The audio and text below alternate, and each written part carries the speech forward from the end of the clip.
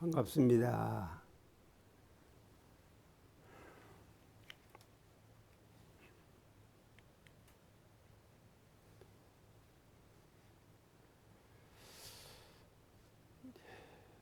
부모운에 대한 고전에서 이야기했던 것들을 말씀을 드립니다. 왕불한 사람의 얘기입니다. 무은대은배라 이제 우레소리를 듣고 묘지에서 울었다.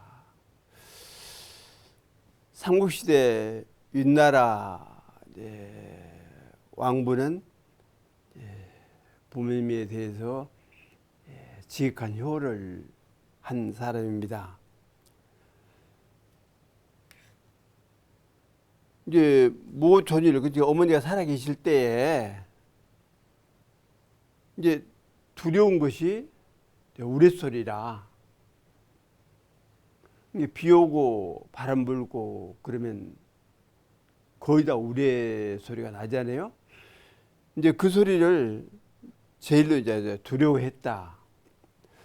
그러는데 이제 돌아가신 뒤에 이제 장사를 산에다가 이제 지내는데 이게 왕부가 하여간 바람 불고 비 오고 우레를 칠 때마다 달려갑니다. 어디로 달려가냐? 묘지로 달려가는 거예요. 묘지로 달려가서 무릎을 꿇고 울면서 항상 그런 얘기를 했다고 합니다. 부제차하니 제가 여기 있으니 당신 아들이 여기 있으니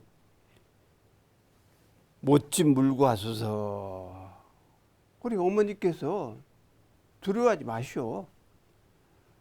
이게 살아계실 때 우레소리만 나면 하여간 어머니 곁에서 지켜드린 거라. 행여라도 돌아가신 뒤에도 우레소리 듣고 놀랄까 봐서 달려가서 부모님 곁을 지켰다. 그렇게 해서 아주 지극한 효자로 삼국시대 윗나라에 널리 퍼지고 지금까지도 이제 그 효의 표본으로 이렇게 우리들이 알고 있지 않습니까? 그래서 효라는 것이 그저 무슨 사랑 또는 어떤 그 우리를 낳아주셨다 이런 개념이 아니라 부모 마음이 내 마음이고 내 마음이 부모 마음이다. 그 중에서 중요한 건 뭐냐? 부모 마음을 헤아릴 줄 알아라 그 얘기입니다. 이게 중요하단 말이죠. 돌아가시든 살아계시든 간에 부모라는 그 이름을 항상 가슴에 새기고 살아야겠다 그런 생각을 합니다. 곡죽 생순이라 이게 맹경지죽이라 우리가 흔히 아는 얘기 아닙니까? 이제 진나라 맹종은 어려서 아버지를 이제 여인 거예요. 아버지가 돌아가신 게 일찍이. 그래서 이제 어머니가 그 맹종을 잘 키웁니다. 근데 아무래도 연로하다 보면은 아프기도 하고 또 그 본의 아니게 뭘 요구도 하기 마련이거든요. 그래서 어머니가 이제 병이 위독해졌는데 한 겨울인데 죽순탕을 먹고 싶다. 지금이야 뭐 겨울 할 것 없이 시장에 가면은 얼마든지 죽순을 살 수 있지만 옛날에 그랬습니까? 그저 죽순이 나는 그 여름철 근데 그때나 죽순을 이게 맛보기도 하고 그러지 도저히 그렇게 할 수가 없거든요. 옛날에는. 그런 명령이 생각하니까 방법이 있어야죠 뭐. 대밭을 파가지고 죽순이 있으면 다행이지만은 아무리 파봐도 겨울에 무슨 죽순이 있겠습니까? 그 방법은 없으니까 이제 대밭에 들어가서 우는 거예요. 어머니께 죽순탕을 해드려야 하는데, 요구하시는 것을 들어드려야 하는데 도저히 들어줄 수가 없으니까 무조건 오고 대밭에 가서 운 거라. 그야말로 지극한 마음으로 어머니를 생각하면서 운 것이다 말이죠. 그러니까 진리가 그 효성에 감동을 해서 땅이 갈라지더니 여러 개 죽순이 올라왔다.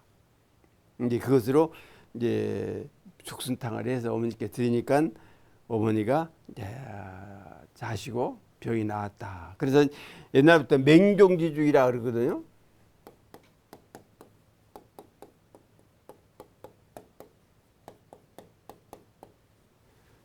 이제 맹종의 대 죽순, 그런 의미입니다. 그러니까 진리도 무심한 것 같지만 절대 무심하지 않다.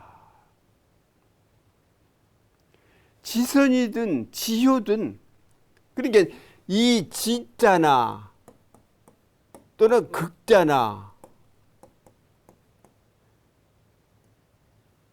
이러한 지극하다 하는 그러한 글자가 들어간 것에 대해서는 응대를 하신다. 그냥 무심한 게 아니라 응대를 하신다. 그래서 대웅사님께서 말씀하신 대로 천지에는 식이 있다 그러잖아요. 천지식.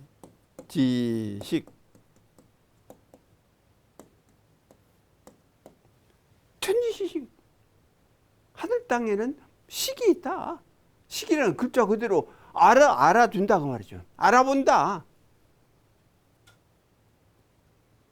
그래서 일반적인 어떤 그 행동이나 사고 이런 것에 대해서도 물론 다 알고 있지만, 그러나 지극하다, 또 이거 극결하다,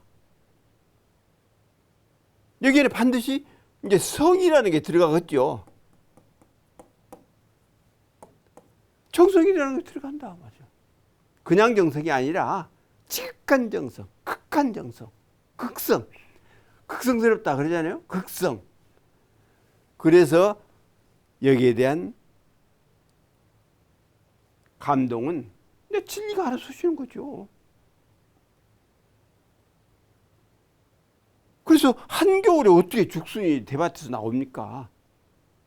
그만큼 천지의 식이 있기 때문에 지극한 정성에 대해서 감흥을 해서 죽순을 내보낸 것이다. 그래서 맹륜지주의라 그러거든요.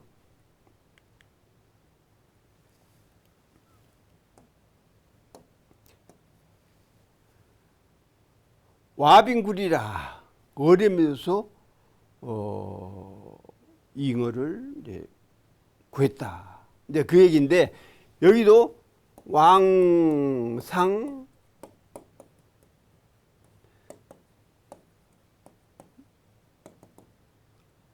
지어라. 왕상의 잉어다, 고기다.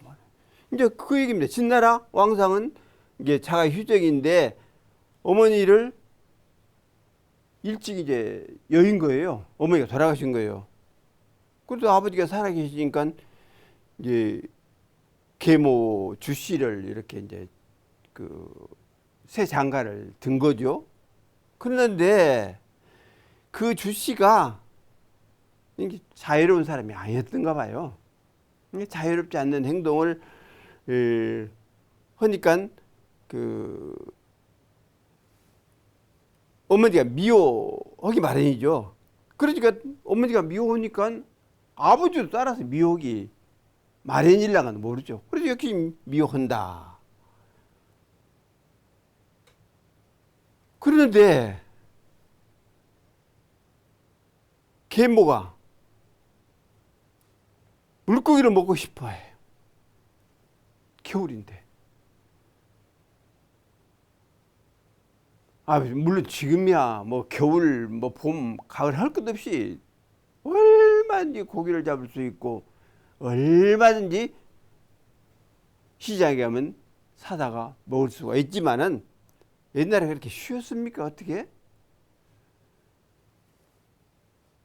이게 왕상이 역시 방법이 없죠. 강가는 꽁꽁 얼어버렸지.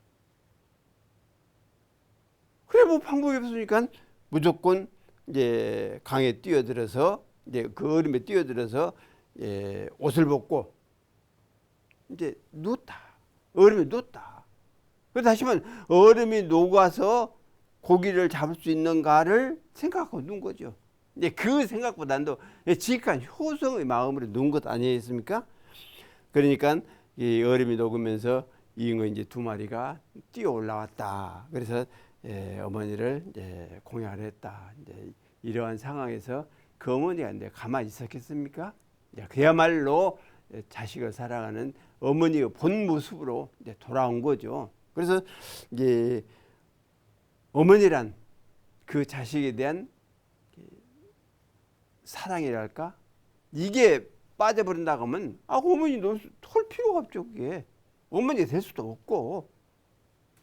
그래서 어머니에게는 그 자애로운 그 품이 어머니의 그 본 모습을 더욱더욱 빛내게 하는 것이다. 이제 그렇게 우리가 생각을 이제 해야겠습니다. 이제 그리고 왕상도 이렇게 어머니의 그 청에 응대를 하려는데 이제 상황이 이제 정상이 아니죠.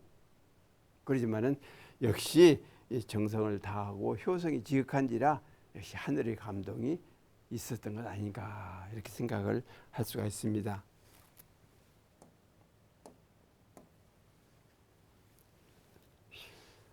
자문포열이라. 모기에게 자신을 내맡겨 가지고 그 모기들이 피를 몽땅 빨아먹고 날아가지 못하죠. 우리 경험했지 않습니까? 뭐 서울이든 시골이든 모기가 무슨 서울 모기 다르고 시골 모기 다른 건 아니지 않습니까? 모기가 몽땅 피를 빨아먹으면 그건 못 날아가거든요. 이와 같이 오맹이라는 사람이 8살 때 집이 가난하단 말이죠. 그러니 침상에다 모기장도 없어. 어떻게 할 수가 없어. 그래서 여름밤만 되면 모기가 이제 살갗에 붙어서 무슨 어린아이라고 어른이라고 가립니까? 안 가리고 막 빨아먹거든요. 그러니까 오맹이 지극한 효를 하는지라 침상 앞에서 자기의 우통을 다 벗고 내맡긴 거예요. 모기들이 많이 빨아먹도록. 그러면 그 모기들의 배가 불러갖고 부모님의 대소 피는 빨아먹지 않을 것이다. 이렇게 생각하고 그렇게 한 겁니다. 그래서 아무리 모기가 많이 달라붙어도 절대로 쫓지 않고 자기 피를 다 빨렸다. 그래서 이제 아버지를 생각하는 그런 그 마음이 역시 효도의 마음이 지극했다. 애찐지심지이라 어버이를 사랑하는 그 마음이 지극한 거예요. 아까 말씀대로 지극한 겁니다. 그야말로 지성을 지효를 한 거죠. 지효. 지극한 효도를 한 거다. 그래서 이렇게 뭔가 보여주고 나타나는 게 있을 때 진리께서 무심하지 않고 반드시 감응을 하셔서 그에 상응한 어떤 상을 내린다. 이렇게 이제 생각한다면 얼마나 좋습니까? 이게 반대로 생각할 수도 있다. 우리가 불효를 한다거나 또는 뭐 사회에 악을 끼친다거나 국가에 해를 끼친다거나 그럼 진리께서 가만히 있을 것 같아요? 아니에요. 반드시 그에 상응한 벌을 내리신다.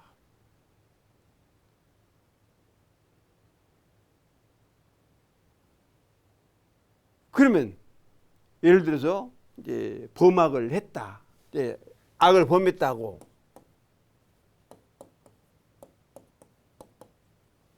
범악을 했는데 아무렇지도 않아. 그냥 살아가.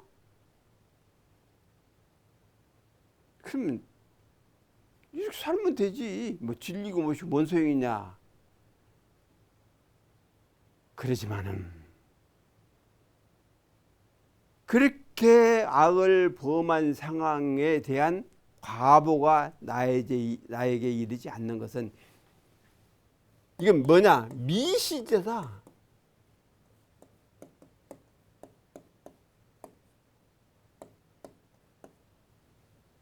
아직은 때가 이르지 않았을 뿐이다.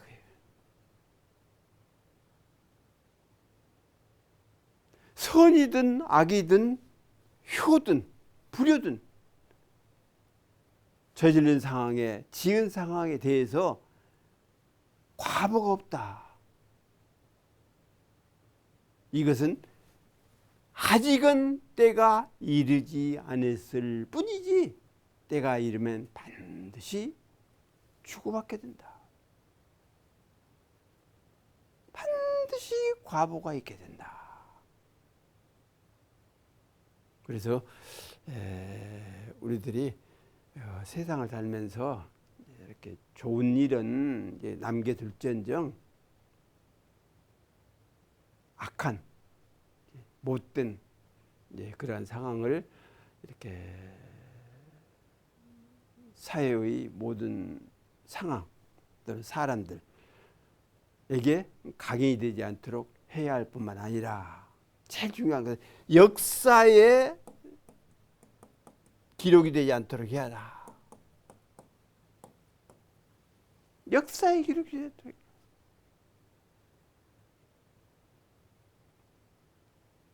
역사 기록은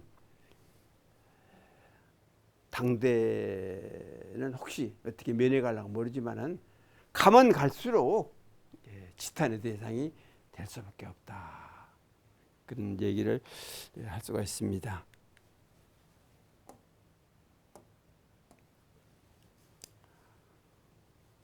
유고불태라. 이 고타가 시어머니 고타 아닙니까?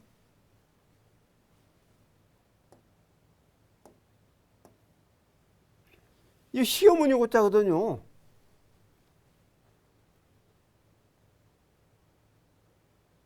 시어머니에 대해서 옛날에 지금이나 아마 사람 사는 건데 비슷했는가 봐요.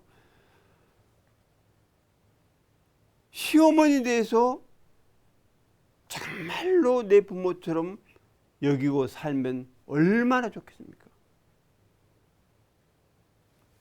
유고불태라는 얘기가 그 얘기예요. 시어머니에게 젖을 먹이는데 게으르지 않았다.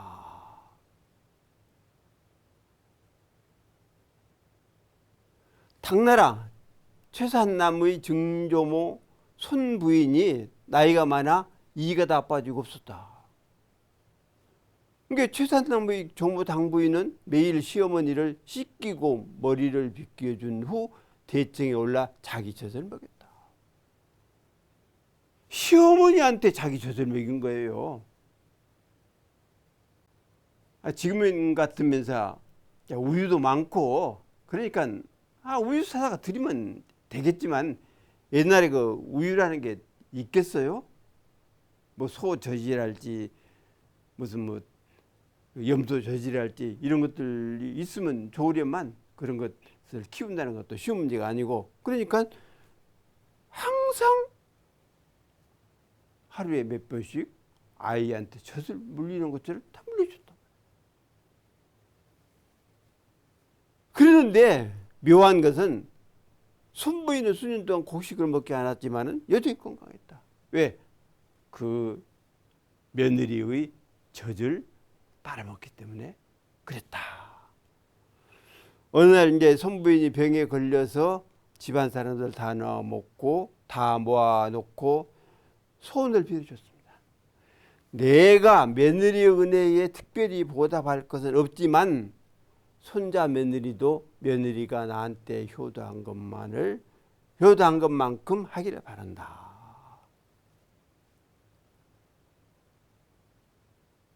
이게 손부지 연계, 손부 너도 너희 시어머니가 나에게 한 것만큼 너도 너희 시어머니에게 그렇게 해라. 그 쉬울 것 같아요? 쉬운 게 아니죠. 그러니까 쉽지 않은 것을 하는 사람은 쉬운 겁니다. 아무리 어려운 거라도 하는 사람은 쉬우고 또 아무리 쉬운 거라도 안 하는 사람은 어렵다. 그래서 쉬운 것을 쉽게 하는 사람은 훌륭한 사람이고 어려운 것을 어렵게 풀어가. 역시 지적으로 좀 부족한 그런 사람이라고 말하지 않을 수 없습니다. 그래서 우리가 혹시 자기를 낳은 부모, 어머니에 대해서는 혹시 이제 이렇게 젖을 먹일 수도 있을랑가도 모르죠. 이제 들어본 바는 없지만은 이렇게 이제 고전을 통해서 그런 상황이 이제 이렇게 벌어졌다 하는 상황을 우리들이 알지만은 이제 현대에 와서 정말 그렇게 할 수 있는가 하는 것은 우리들이 한두 번쯤 생각해 볼 필요가 있다. 그러나 시어머니까지 그렇게 할 수 있냐? 내 어머니는 이제 같다고 치고 이제 그렇게 할 수 있다라고 한번 전제를 깔고 과연 시어머니를 그렇게까지 할 수가 있느냐?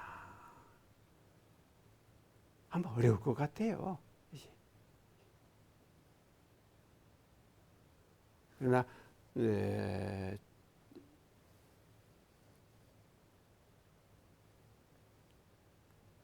당부인은 이제 그 일을 능히해서 천추의 지효로 남게 되는 것이다. 이렇게 말씀을 드릴 수가 있습니다.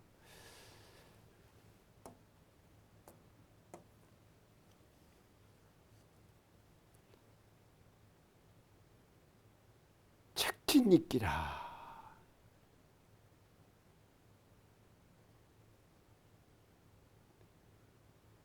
봄의 묘강을 씻었다.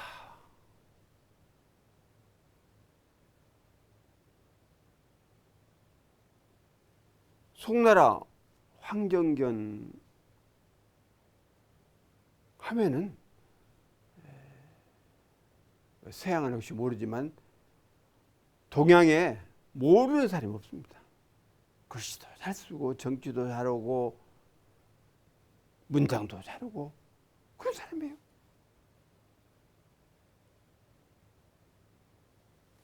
태자가 되었는데 효성이 지켰다. 송나라 황정경은 이제 철종 원부연간에 태자가 돼. 얼마나 높은 배수입니까? 그랬는데도 집에 가면 효성이 지켰다. 그래서 귀한 신분이죠. 얼마든지 그 아랫 사람들을 부려서 나의 어머니니까 잘 모셔라 할 수도 있는 거예요. 얼마든지. 그러지만은 매일 저녁 친히 어머니 요강을 씻었다. 그 쉬운 문제입니까? 아무리 자식이라도 그렇게까지 할 수 있을까요?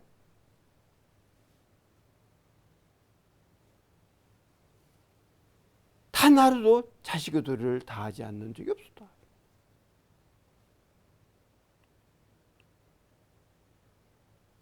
그러니까 미상 일각이라도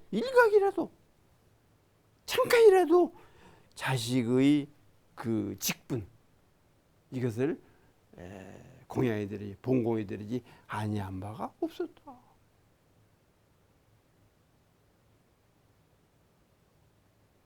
그래서 현상적으로 볼 때 무슨 사람이 귀하고 또 높은 어떤 위치를 가지고 부유를 하고 그런다 할지라도 부모가 바라볼 때는 결국은 자식입니다. 어린아이예요. 부모 입장에 생각해보면 어린 그 아이나 70, 80 먹은 그 어른이 됐을 때나 항상 품에 안고 사는 어린아이 같은 것.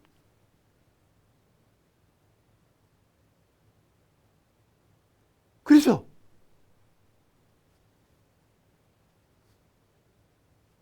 차조심해라.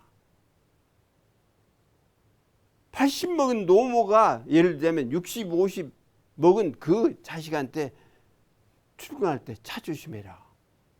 하게 되는 거예요. 그것이 부모 마음 아닙니까? 그래서 대통령께서 말씀하신 그 부모의 그 심경은 바로 진리와 통하는 이런 진리와 통하고 사은의 그 지극한 면을 우리들에게 보여주신 것 아닙니까?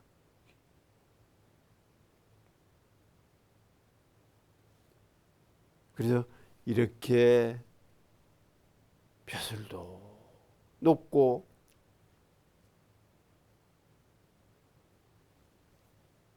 이름도 얻었고 그러한 사람이 대부분은 내가 모셔야 한다는 그러한 심경을 가지고 이렇게 요강도 씻겨드리고 씻고 뭐 밥도 떠먹여드리고 다 이런 것들이 효심이 없으면 지효의 마음이 없으면 사실 어렵다. 어렵다. 이렇게 생각을 할 때에 우리가 효라는 그 개념을 마음 가운데 깊이 간직하고 가슴에 안고 사는 그 자녀는 아마 어떤 문제를 일으키는 자식은 없을 것 같아요. 우리가 이제 효 개념이 무너지면서 이렇게 사회학 또는 어떤 문제를 일으키는 그 청소년이랄까 또는 어른이랄까 이런 지탄을 받을 수 있는 상황이 된다고 할 때 어른들로서 부모로서 반성할 면도 있겠지만 자식들도 효 개념을 이렇게 더욱 새길 필요가 있다. 그런 생각을 합니다. 그래서 효가 지극한 그러한 사회, 국가 또는 어떤 국민의 그 심정이 된다고 하면 사회도 맑고 밝게 이렇게 잘 굴러가지 않겠느냐 그런 생각들을 늘 하게 됩니다.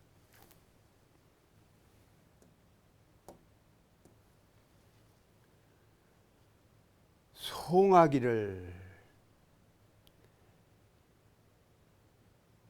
권곤는 비부모라. 하늘과 땅은 큰 부모라. 큰 부모.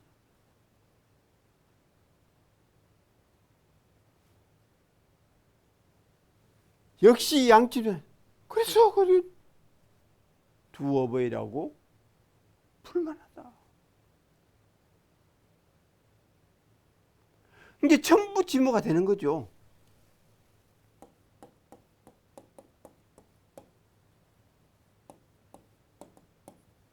전부 지모가 되는 거죠. 하늘은 아버지요, 땅은 어머니 역할을 하는 것이다. 욕보기 은혜인데 그 은혜를 갖고 잘진대. 보너리 할 것 아니냐고. 받은 만큼 다 은혜를 갖고 사는 사람 없고, 또 나는 보은을 다 했노라고 눈 감을 때 웃음 짓고 떠나는 사람 역시 없다. 있을 수가 없다. 근본적으로. 공부 사업권이라 그래서 공부와 사업을 부지런히 해야 한다. 부채되는 공부를 해야 한다. 사업은 뭐예요? 재중사업입니다. 안으로 부지런히 공부해서 내가 부처가 될 때 내 부모는 어느 부처님의 어머니 아버지 이렇게 될 거다. 여기에서도 영명이, 자식을 위해서 영명이 천추만대에 빛이 난다고 하면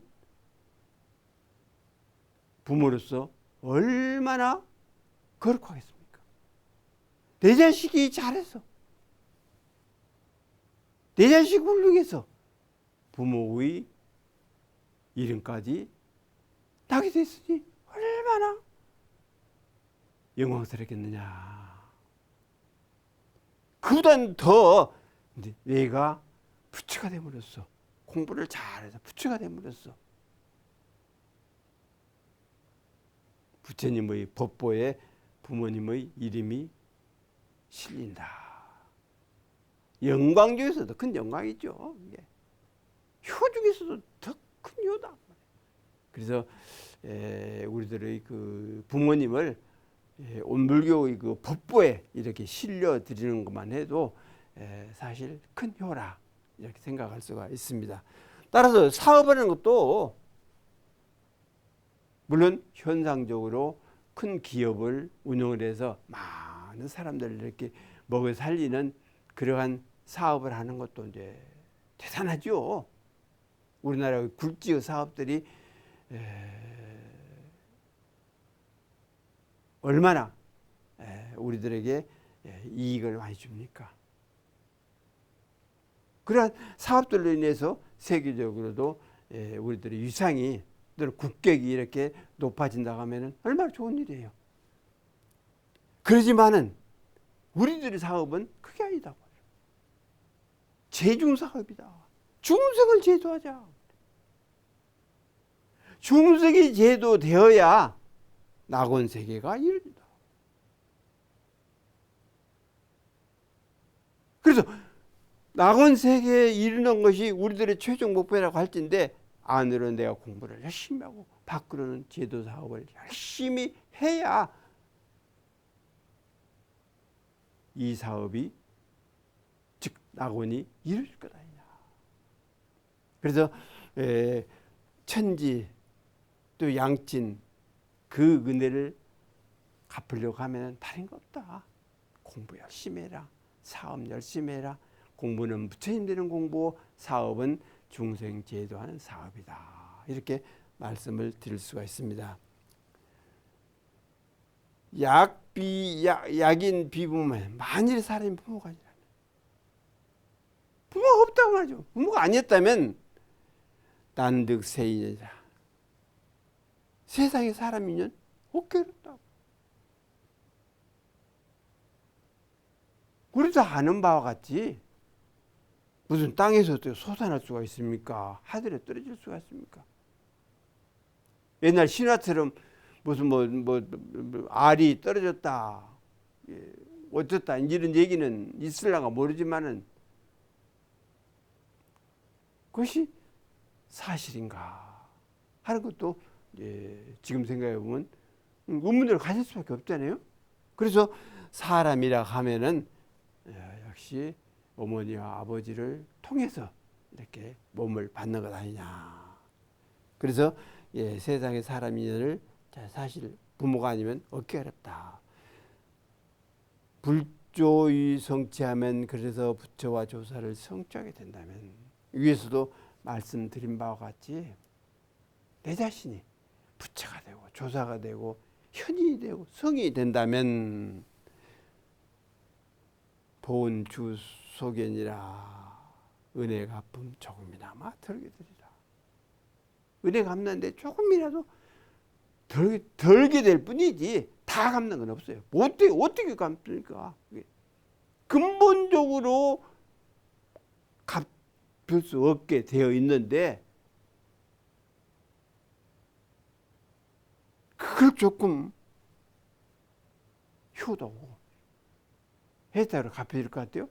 부처가 되고 또한 조사가 되고 성이 됐다 할지라도 그 근본적으로 못 갚습니다. 그래서 보은하는 그것을 조금이나마 작게나마 이렇게 덜 뿐이다 하는 생각을 이제 가져야 한다. 그래서 그렇게 말씀을 드릴 수가 있습니다. 아무쪼록 우리가 부모에 대해서 우리도 부모가 된다. 또 부모가 되었다. 또 앞으로 부모가 될 사람들이 있다.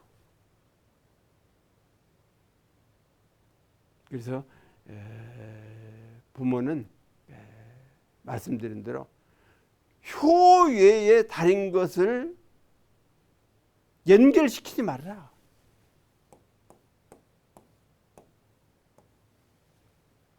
효 외에는 없다. 그러니까 천륜이라는 건 뭐냐? 이게 부모와 자식 간 천륜이라고 그러잖아요. 천륜이라고 뭐냐? 뭘로 이어지느냐? 효로 이어지는 거예요.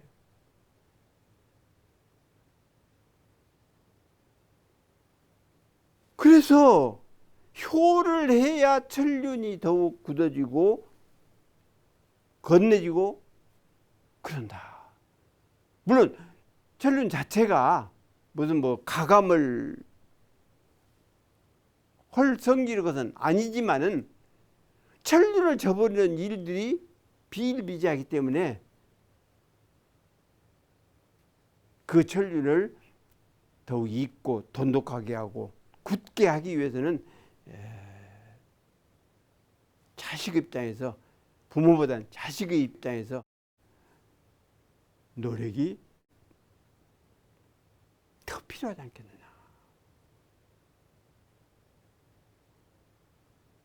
그러므로 우리들이 효를 일상 밥 먹듯이 할 수 있는 그런 자세가 된다 하면은 뭐 더 바랄 게 뭐가 있겠습니까? 어쨌든 부모는 효운이다. 효도근혜다. 부모는 효운이다. 천륜은 근혜다. 그러니까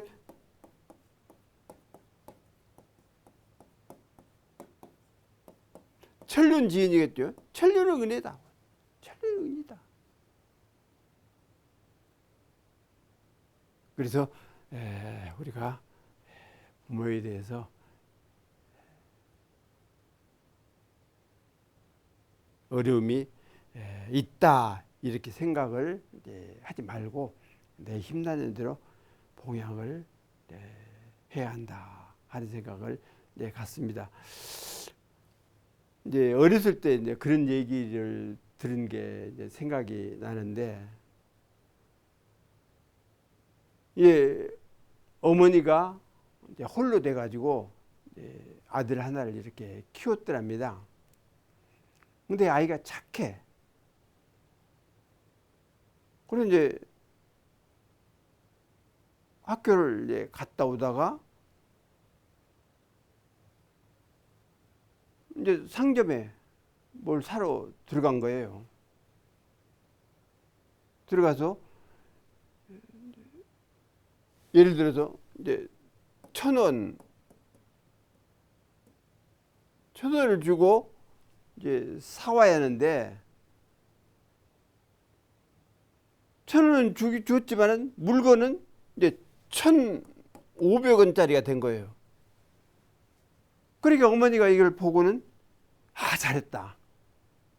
1,000원 주고 1,500원짜리를 가져서 참 잘했다.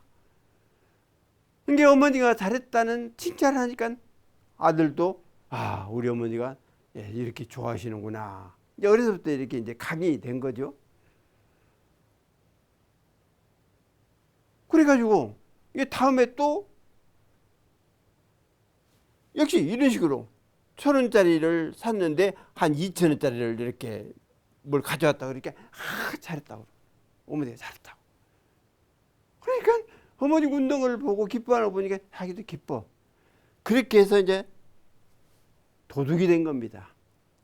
그래서 어머니를 기쁘게 하기 위해서 이렇게 이제 그 물건을 돈 안 주고 훔쳐다가 드리니까 어머니가 좋아하게 돼. 그래서 결국 이제 뭐 꼬리가 길면 잡히기 쉽다고 그래서 여기저기 도둑질을 하고 어쩌고 하다가 이제 큰 도둑이 돼가지고 결국은 사형을 이제 당하게 되는 이제 그런 상황에까지 이른 겁니다. 그래서 사형을 집행할 때 소원이 없느냐 이렇게 묻는다고 이제 그럽니다. 그래서 소원이 있다고. 저기 앉아 계신 어머니 한 번만 얼굴로 대면을 했으면 좋겠다고. 이 어머니 죽을 상이죠. 자식이 이렇게 사형을 받는 상황에 구경 안 할 수도 없고. 그게 마지못해 왔지만은 그러니까 그 어머니가 그 자식한테 간 겁니다. 그 자식이 어머니 귀 좀 대보자. 이게 귀를 이렇게 대니까 그 귀를 확 물어버린 거예요. 물어 뜯어버린 거예요, 귀를. 그래서 하는 얘기가 뭔 얘기냐. 어머니가 처음부터 1,000원짜리 물건을 살 때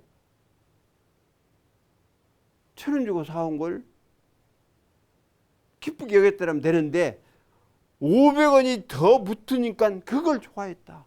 그건 나는 그것을 효도로 알고 지금 생각하면 효도로 알고 어머니의 기쁨을 충족해드리기 위해서 이렇게 도둑질을 하다 보니까 이렇게 큰 도둑이 돼서 사형까지 됐으니 어머니가 그때에 말렸더라면 내가 이렇게 되지 않았을 것이다.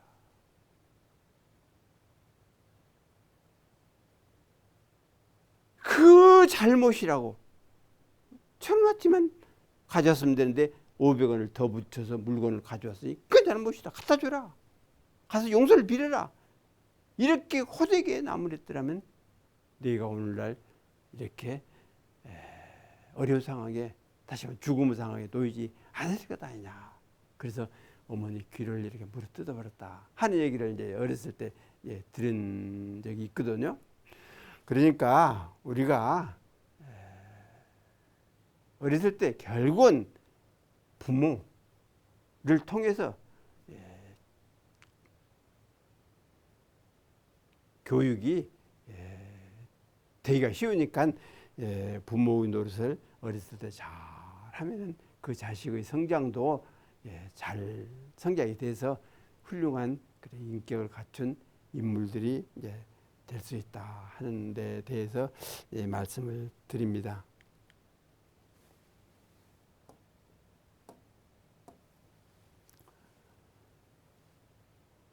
동포운에 대해서 말씀을 좀 드릴까 합니다. 그러니까 사은의 천지 부모 동포.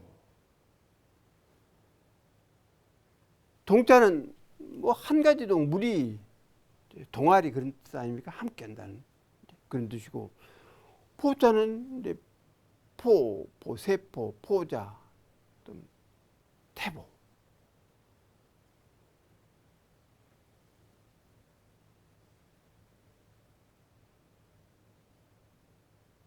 태의 이제 아들을 이제 태아를 쌓고 있는 막과 태반, 태의 껍질, 자궁, 친형제, 동기, 형제와 자매.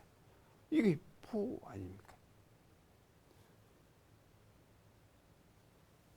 자원으로 보면 포자나 태보, 친형제라는 뜻을 가진 글자다. 여기서 말하는 태보란 아이를 감싸고 있는 자궁의 막을 뜻한다. 이제 포자는 이제 달을 자죠. 이것을 자와 포, 쌀포가 결합된 이제 글자이다. 그래서 포자는 자궁에 들어가 있는 태아를 그린 것으로 이제 둘러싸다라는 그런 뜻을 이제 가지고 있다.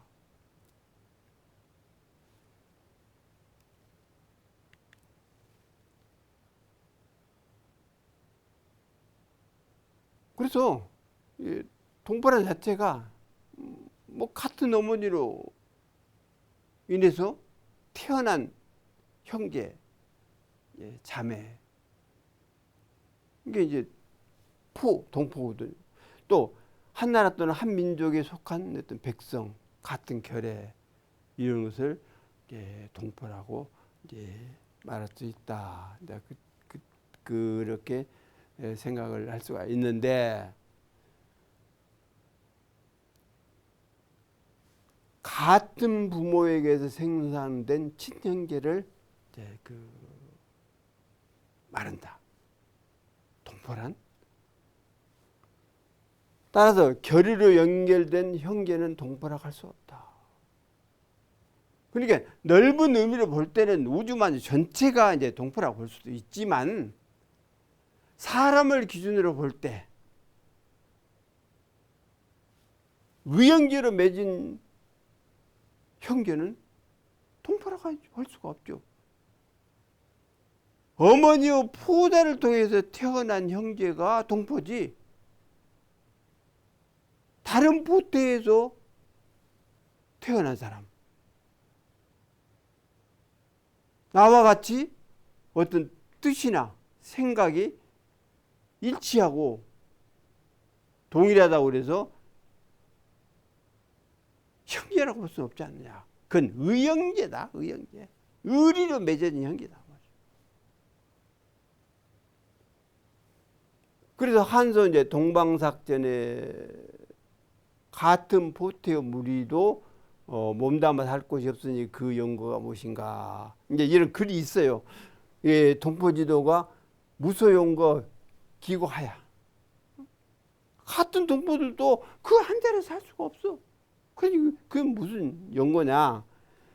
이것에 대해서 안사고라는 사람이 이제 주를 냈는데, 소림이라는 사람이 말하기를 포은 포태지 포야 원 친형제다. 포라는 그 음은 포태의 포다. 포태. 어머니의 태반의 속에 들어있는 그 포라고 말이에요.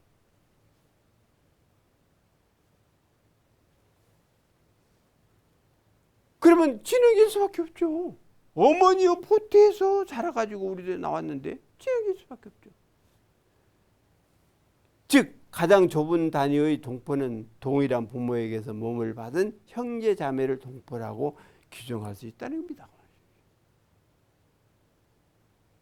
그러니 어떤 의형제, 계리형제 이렇게 했다고 해서 동포라고 볼 수는 없다. 이게 좁은 의미로 이렇게 이야기를 할 수가 있습니다. 그러니까